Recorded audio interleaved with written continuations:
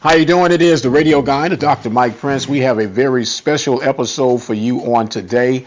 Today we're going to be celebrating the year the streak was broken.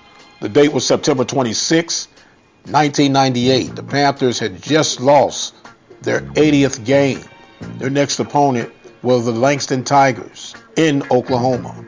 Today our special guest on the phone line is the head coach at the time of the Prairie View A&M University Panthers. And that is none other than Coach Greg Johnson. Coach, how you doing? And welcome to today's show. I'm doing fantastic. How you doing? Man, I'm doing absolutely fine. Let me first say welcome to the show. Thank you for being a part of this show and this special edition here of the Mike Prince Show on the Open Mic Broadcast Network. All right. My pleasure. My pleasure. Yes, sir. Now, we sometimes have a tendency to forget on the roads that we had to travel down to get where we are.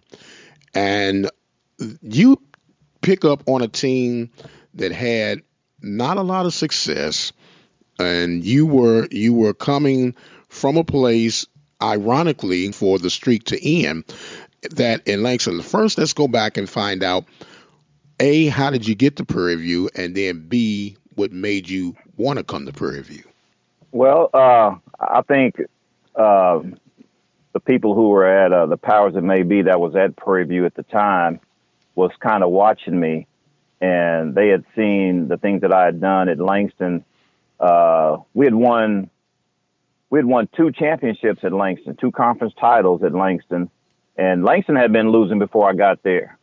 So it was kind of like an oxymoron, after I had turned the program around at Langston. Like I said, people were watching, they're seeing what we were doing, and we were playing some teams and beating some teams. At Langston, I had the opportunity to play against Eddie Robinson, and we beat Grambling. We beat Grambling. And so I kind of had a thing kind of going on where we're having some success. And lo and behold, they recruited me and asked me to come over to Prairie View and see if I could turn that program around, and that's how I ended up at Prairie View. All right. Now, to paint the picture, Prairie View was in its dormant stage, just coming back into the play of things, if you would, by allowing scholarships to be reinstated. And so this had to be a hard sell for you to try to get some quality players to come and be a part of a program that was taking on its reestablishing phase. It was a hard sell. Prairie View at the time had about the same amount of scholarships that Langston did. And I said, well, but of course, in the NEIA league with Langston, teams only had 30 scholarships, and Prairie View was playing with 15. So I figured that Prairie View playing with 15 could be competitive with the other SWAC schools who had 60. And lo and behold, I was in for a surprise, but I was up for the challenge. Yes, sir. One of those pleasant surprises. Like when you get here, you're like, I can't believe I signed up for this. Yeah, there you go. Now, what were some of the obvious things that you had to overcome and some of the not so obvious things that you had to overcome when you first stepped on the campus at Prairie View? Well, I had been about winning and being successful all my life. I had a successful high school career, and when I played college ball, I wasn't so successful in college. But like I said, I've been very competitive.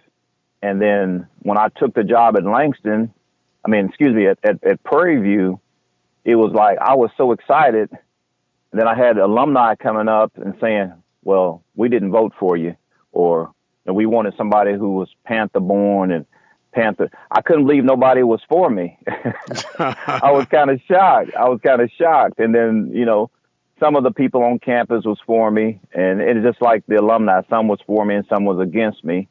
And the players, again, a lot of them didn't believe in me. I was just another coach coming here to try to get them to play better ball. And so it was a big, I had to sell myself and sell the whole program in order to, make some changes. Well, I can imagine that you're thinking that everybody got these open arms. Welcome to the Hill, Coach Johnson. And then it was like, okay, I didn't vote for you, and whatever. The restroom's over there. Yeah. Okay. Yeah, so, get in where you fit in, basically. and so I can imagine that you making this adjustment. You're coming from Oklahoma to Texas. That's not too big of an adjustment. But then what appears to be a warm, embracing environment turned to this cold, hostile deal, as you just stated, get in where you fit in. Now, you come here, you're assessing the situation of what is and what's not. You're getting on the field. And I've been talking to some of your players as we're leading up to this game, and I find it real strange that they were saying, hey, Bryant, Gumbel, they were here, they were doing this special on the street. But the moment the streak was broken, you never heard from anyone anymore. Right. Right. You're exactly right. Is that strange or what? It was strange. Like I said, did the interview with Brian Gumbel, and everybody was fired up. I mean, it's because she was losing. That was big news. It was we were 0-77, and that was big news. So as long as we was on that road, then it was something to talk about. But after we broke the streak, I mean, we got that little press coverage for that. We savored it for 24, 48 hours, and then it was back to business once again. Wow. So to paint the picture, you're now in year 2 of your assignment, I'll say, at Prairie View, correct? That's correct. Okay. Didn't win a game the first year. Didn't pee a drop. Didn't win a game the first year. You're now in your 4th game of the season. And you come in, and, well, you had 77 games at the end of the first year, and then you lose the first 3 games, so you're at 80. You're walking. I've spoken with some of your players already, Joshua Barnes, Fuller, and these guys were saying it was something special about that day that was internal for them as players that they could sense before that game took place. Take us back, if you can, Coach. What was your routine? I know it's 20 years ago, but what was your routine? And I know you probably, like me, you don't quite have all times. I got some timers. I can remember what I can.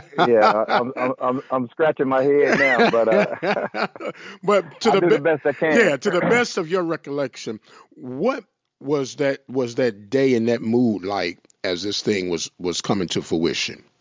Well, it all built up to, we played Langston, the season before, and Langston came to Prairie View, and Langston beat us.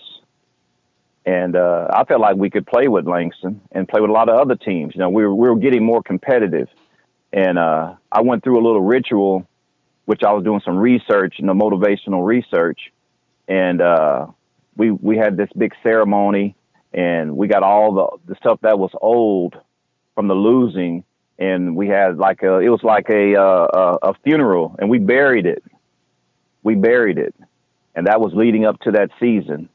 And I think after we buried it and put all that behind us, I thought they came out with a different attitude that second season, and we're being more competitive and leading up to that game.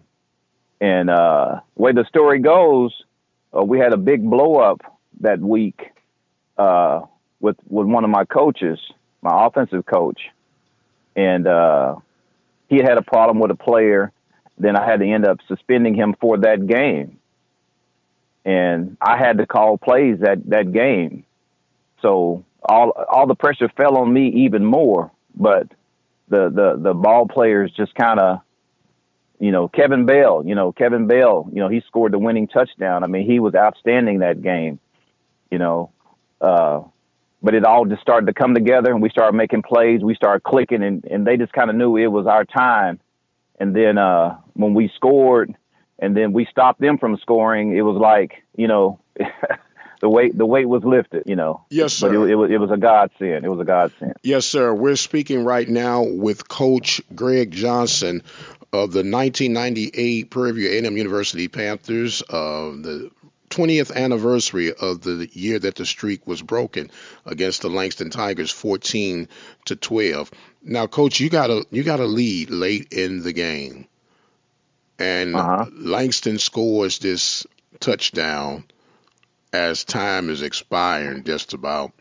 And at that time, there was no overtime. Overtime was still a couple of years away. Was going in the back of your mind like, not again? Did that ever creep in? Well, it did. It did. You know, we had to hold on for dear. Like I said, we had scored and they had came back and we made a big defensive. I mean, it was everybody contributed. I mean, special teams, offense, defense. We made that defensive stop. And the guy said that he didn't get in, and everything just went crazy. I was talking with some of your guys, and they say it reminds you of that scene from The Longest Yard where everything was like in slow motion. And then all of a sudden, you know, the whistle blows, he's short, and the streak is now over. The streak is over. What then? I know emotions fill up, you know, if there's ever a time for a grown man to break down and cry like a newborn baby, that's an appropriate time, right? That you're exactly right. And I didn't cry. I was more in shock because, like I said, there was a lot of irony because I had spent so many years growing at Langston and beating them. And I hated that it was Langston, but I was happy for Prairie View that they got that monkey off their back. And the kids were just, I mean, I never saw so many grown men cry that day. Yes, sir. So yes, sir. It was something else. Well, from a historical turn point, I think it was the appropriate school, and here's why I say that: your coaching ties. You come from Langston to Prairie View. You lose the first year to Langston, then you break the streak against Langston that next year, and then Langston was one of the original Southwestern Athletic Conference teams. That's correct. So you know, so history kind of dangled that carrot for us, if you would. So I think it was rather appropriate for that to happen. Now the game is over with. You guys are celebrating, and here's another thing that I find funny. A lot of people forget that game was in Oklahoma. Yes, it was. And talking with some of the guys, it was some purple and gold there, but it wasn't as much purple and gold that was there as the people who professed that they were there at the time of that game. Well, hey, trust me, there was a lot of people there, and there was a lot of people from Oklahoma there, and the few people that, you know, that traveled with us from Prairie View, and most of that was an administration. And, of course, now the biggest joy is when we got back. When we got back that night, I mean, it was crazy. It was crazy on campus. Yes, sir. They tore down the goalpost on campus. Yes, so. Yes. Well, see, I live in Prairie View, so I know all about that story there because you tore the goalpost down in campus and laid it at President Hines' house. And he was upset for a moment, but he couldn't help but join in on the celebration on that thing right there. So now you have a new challenge now. Because one game does not make a season, although it does make a season, if that makes any sense. You now got to kind of bring these guys back down to earth. How challenging was that? Well, you know what? I just let it ride because we went into the Cotton Bowl Classic to play Grambling, and at halftime, if I remember correctly, I think it was tied like 22-22. And we were playing, you know, all out, balls to the walls, and giving Doug and Grambling all they could stand that day. Now, we didn't win the game, but those kids, they fought. Those young men, they fought hard, and we played some inspirational ball from that point on out. It wasn't the Prairie View of old. Even with 15 scholarships, we was fighting. You know, we did a heck of a job recruiting all the guys I had, the coaches. And we fought hard. It was no more 70-0, but it was, and we got beat. It was 45-12, 45-15. Sometimes we scored 30 or 40 points and make it competitive, you know, to win where we're losing to 10 or 15, you know, two touchdowns. But it was way, way more competitive because they played more inspirational ball and knew that they could win. Absolutely. And you got to get started somewhere. And when you look back now and you see the facilities that Prairie View has right now, they've been very competitive within the last 10 years. I actually won a championship 11 years after the fact of that season or the streak being broken.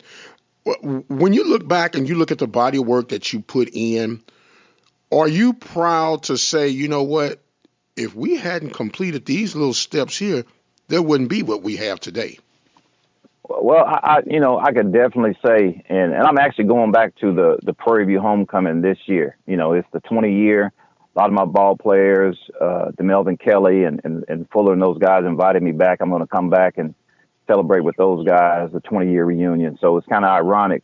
But yeah, I would definitely say, and I haven't seen the new facility, but I would definitely say, some of that came from the sweat and hard work, off those kids back 20 years ago who started putting that together. And Coach Frazier, when he won the championship, we came back and had played Coach Frazier when I was at Langston. I went back to Langston again, a second time. Okay. And so there's a lot of history with Prairie View and Langston. But yeah, I would definitely say a lot of the hard work and sweat that we did 20 years ago got Prairie View to this point. I definitely want to say we had something to do with it. All right, we're talking again with Coach Greg Johnson, former PV coach. Coach, bring us up to speed now, sir, on what you're doing these days. Well, I'm semi-retired from coaching. I'm still teaching. I thought I would take, I spent more time with other people's kids than I did with my own, and I regretted that all my life. And I have a son now. He's 17. He's getting ready to graduate. And I spent the last 3.5 years trying to get him out of high school. And this is by far a challenge that I definitely want to complete. And I told him that since it was my last kid of 4, that I would help him, I would be there for him. So I'm going to his football games on the weekend, and I'm just being a dad and being a good PE teacher and keeping my eyes open for what's next, the next chapter of my life as far as football is concerned, because I'd like to get back in after this is over. Okay, now, am I hearing correctly that we might have a future Panther or a future Tiger on our hands? We might. He's got some potential. He got some potential. Okay. Well, dads are the hardest critics when it comes to analyzing their own son's skill sets and everything. That's right. He got some potential, though. Okay, now you're 20 years down the road. I heard you mention some of the guys that you coach, and it's obvious that you guys still keep in close contact with each other. And these things where people sometimes fail to forget that athletics goes beyond the actual game itself. You build bonds and brotherhoods that last a lifetime. Well, you're exactly right. Like I said, last year I had the pleasure. I worked at TSU, and last year last year I did go down to TSU's homecoming, but I got a chance to meet with some of my Prairie View ball players, and those bonds. I mean, I got bonds with kids from Dallas, Houston, and Oklahoma that's everlasting. I could stay, when I come to town, I could stay at anybody's house, coach, you welcome. And that's the ultimate. We might not have won any championships. We won some games, but the ultimate championship is those bonds you build forever. So those are bonds you have forever. And I feel like when I talk to those young men and they got families and kids and they've moved on and been successful, I'm just thankful that I had a chance to be a part of their lives. Yes, sir. Now, Coach, I know, as we mentioned, you say you didn't win any championships, but you won some games. Did this breaking of the streak any significant way impact your life personally? Well, I think it did, because it was a catapult for me to go. Like I said, I worked at Prairie View, and I met, and all the coaches that I met during that time was enabled me to work at TSU, Texas Southern. I worked at Jackson State, so I've enjoyed all those little SWAC tours that I've made. And even Coach Dooley, I knew Coach Dooley, the current coach at Prairie View. I've known him for years, and we're same fraternity, Kappa Alpha Psi. Okay. Very good, sir. Very good. Yeah, get that little shout out. So, my frat doing this thing. I got my money on him this weekend against Grambling. So you know what? I was going to ask you about that leading up to that, but okay. Are you going to go and be adventurous enough to give us a score, perhaps? I think it's going to be a good game. They know each other real well, and it's kind of like Detroit playing New England the other night. When you take a coordinator away from a program as opposed to a head coach, I think the ones who come away from the program as coordinators have a little bit of an edge. So I'm going to give Dooley the edge over Fobbs this weekend. It won't be by much, but it's going to be a great game. Well, if it's half a point, if it's in the favor of thy purple and gold, I'll take it, brother. There you go. Okay, look, here's another thing that I brought up on the show the other day. A lot of people are tying Coach Dooley as the quote-unquote protege of Broderick Favre, but really he's more of a protege of Pete Richardson. Would you not agree with that? I would agree 1,000%. 1,000. That's that's where he got his education from. This is Pete Richardson. Okay. So yeah, everything that he's learned, his coordinator jobs at Prairie View. I mean, not at Prairie View, but at Pine Bluff. At Pine Bluff, all those things that he's done. Even when I was at TSU, I know his scheme, back to back. So yeah, he definitely got it from Pete Richardson. Am I hearing you say, Coach, you could put up a scheme that'll outwit him? Well, I'm a defensive guy now. I'm a defensive guy. That's what I'm saying now, Coach. Is that what I'm hearing? Is that what I'm hearing? I think I could. Look, I already heard you say, you know what? Hey, when my son graduates, I'm open for questions and for bids. So let's get it. All right, we're talking right now with Coach Greg Johnson, head football coach of the Prairie View Panthers 1998 squad, which broke the 80-game losing streak against the Langston Tigers.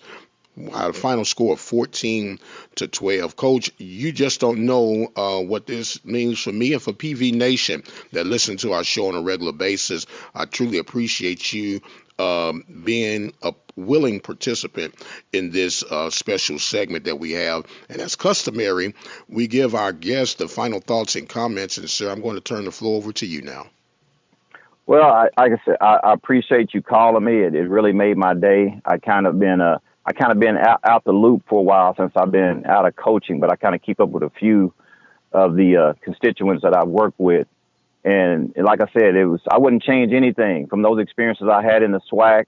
And it's kind of ironic. The week before Prairie View's homecoming, it's Langston's homecoming, and it's the 25-year reunion of us winning the championship when I was at Langston.